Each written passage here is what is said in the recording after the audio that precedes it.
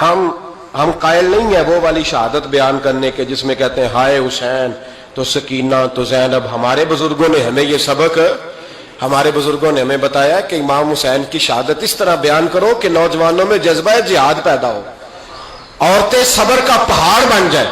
اس طرح شہادت ہم وہ والی. لیکن ایک بات ضرور ذہن میں رکھیں, یہ جو لوگ کہتے ہیں نا بڑے مظلوم تھے پانی نہیں آ سکا, میرے سے حوالہ دیکھے جس نے دیکھنا ہے, میرے سے حوالہ دیکھے. میرے سے حضرت امام حسین میدان کربلا میں تھے تو تھوڑی سی جگہ کھود کے نا امام حسین نے تو خندق کھودی. خندق کھودنا عرب کا رواج تھا, مدینے میں بھی خندق کھودی گئی, اس کا نام ہی جنگ خندق. تو خندق کھود کے نا آگ جلائی جاتی تھی, یہ حفاظت کا ایک ذریعہ تھا تاکہ دشمن نہ آئے.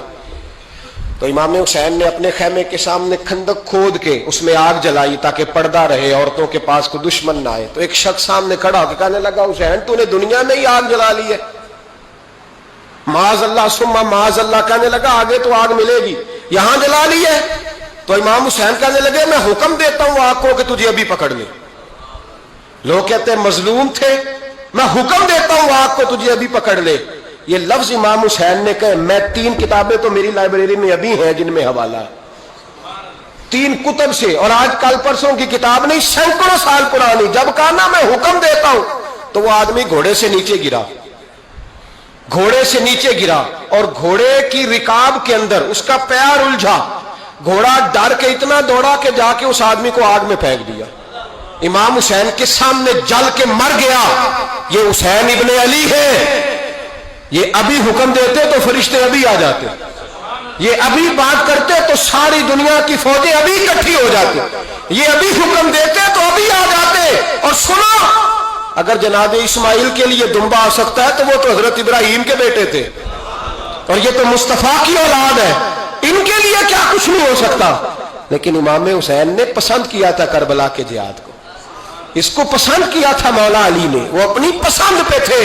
کوئی آدمی اس طرح نہ بیان کرے کہ بڑے مظلوم تھے تو بڑی مشکل میں تھے تو بڑا روتے تھے بڑے, اور کوئی شخص ایسی بات. یہاں تو تماشا لگ گیا ہے, تماشا لگ گیا ہے. ایک وہ ہے جو آج کل کہہ رہے بس جی وہ تو 2 شہزادوں کی جنگ تھی, انہیں بھی شرم نہیں آتی, اور ایک ممبروں پہ چڑھے ہوئے ہیں, چہرے پہ داڑھی کوئی نہیں, سر پہ ٹوپی کوئی نہیں, بازاری سا انداز ہے, کبھی دوڑ کے ادھر جاتے ہیں, کبھی بھاگتے ہیں, کبھی کہتے ہیں اونچا بولنا, پیروں پہ کھڑا ہونا. یہ لوگ بیان کریں گے امام حسین کی بات, یہ لوگ بیان کریں گے. بیبیوں کے مصائب پڑھ رہا ہوں, وہ اور بیبیاں ہوتی ہیں جو ہائے ہائے کرتی ہیں, واہ ویلا کرتی ہیں. یہ میرے نبی کا خاندان ہے, یہ میرے نبی کا خاندان ہے, نبی کا خاندان. میں حوالہ دکھاؤں گا, مجھ سے سنو حوالہ. حضرت سیدہ زینب نے سارے جنازے دیکھے, بھتیجوں کو, بھانجوں کو, سب کو شہید. سارے جنازے دیکھے, بھتیجوں کو, بھانجوں کو, سب کو شہید ہوتے دیکھا. عورتیں ڈرتی میت کو ہاتھ نہیں لگاتی, چیختی ہیں بیبیاں. لیکن حضرت جناب زینب نے پتہ کیا دیکھا تھا, وہ سننا ذرا.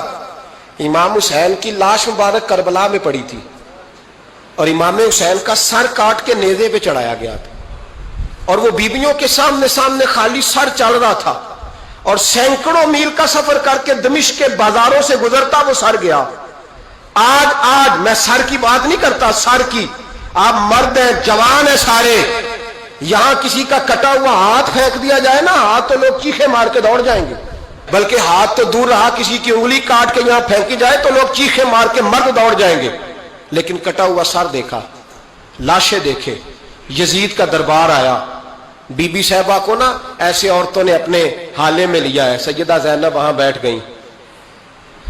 تو جب بولا نا یزید دربار میں, کہنے لگا کہ دیکھو اللہ نے عزت والوں کو عزت دی, معاذ اللہ ثم معاذ اللہ. اور میرے مخالفین کا کیا حشر ہوا جب اس نے دیکھے نا, ایک آدمی مجبور ہے, مقہور ہے, اتنا لمبا سفر ہے, غربت ہے, پیاس ہے, بیماری ہے, کیا انداز ہے جب اس عالم میں یزید کے دربار میں اس نے گستاخی کی امام حسین کی. یہاں لوگ کہتے ہیں کسی کو کچھ نہ کہو, کہ کیوں نہ کچھ کہیں. جو سیدنا امام حسین کے بارے میں بات کرے گا زبانیں کھینچیں گے اس کی, جو صحابہ کے بارے میں بات کرے گا ہم کرنے دیتے ہیں. یہ کیا بات ہوئی, گستاخی کرنا, بے ادبی کرنا, یہ کون سا دین ہے؟ یہ تو تم بے دینی پھیلا رہے ہو. سنو جب اس نے بے ادبی کی تو سیدہ زینب چپ نہیں رہی بلکہ حضرت زینب بولی اور کھڑی ہوئی اور آپ نے تلاوت کی قرآن مجید کی اور آیتیں پڑھی کہنے لگی وَتُعِزُّ مَن تَشَاءُ وَتُذِلُّ مَن تَشَاءُ بِیَدِکَ الْخَیْرُ اور آپ فرمانے لگی یزید تو کہتا ہے تیرے مخالفین پسپا ہو گئے تجھے عزت ملی. آپ فرمانے لگے یہ تیرا دربار ہے نا, یہ تیرا سجا ہوا ہے نا, تیرا اس وقت ڈنڈا چلتا ہے نا. فرمانے لگی چند سال ٹھہر جا, تیرے اوپر لوگ لعنتیں برسائیں گے. اور فرمایا جب جمعے پڑھے جائیں گے تو لوگ میرے حسین کے نام کے خطبے پڑھیں گے. فرمایا آج یہ تیرا دربار ہے نا.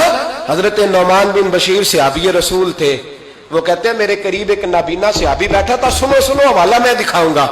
کہنے لگے میرے قریب اس وقت یزید کے دربار میں ایک نابینا صحابی بیٹھے تھے. جب بی بی زینب نے یہ بات کی نا تو وہ نابینا صحابی میرا ہاتھ پکڑ کے کہنے لگے نعمان علی آ گئے ہیں, یہ تو علی کی آواز ہے, علی آ گئے. جبریل امی بول رہے ہو جیسے, حکمت کے گوہر رول رہے ہو جیسے, دربار دمشق میں وہ زینب کا خطاب منبر پہ علی بول رہے ہو جیسے. کہنے لگے علی, کہنے لگے علی آ گئے, علی, یہ تو علی کی آواز ہے. جناب نعمان بن بشیر کہنے لگے نہیں, علی جب بولتے تھے تو بڑا رنگ ہوتا تھا, ابھی تو زینب کھل کے بول ہی نہیں رہی, ابھی تو زینب ستائی ہوئی ہے, ابھی تو زینب زخم کھا کے آئی ہے, ابھی تو زینب پیاسی ہے.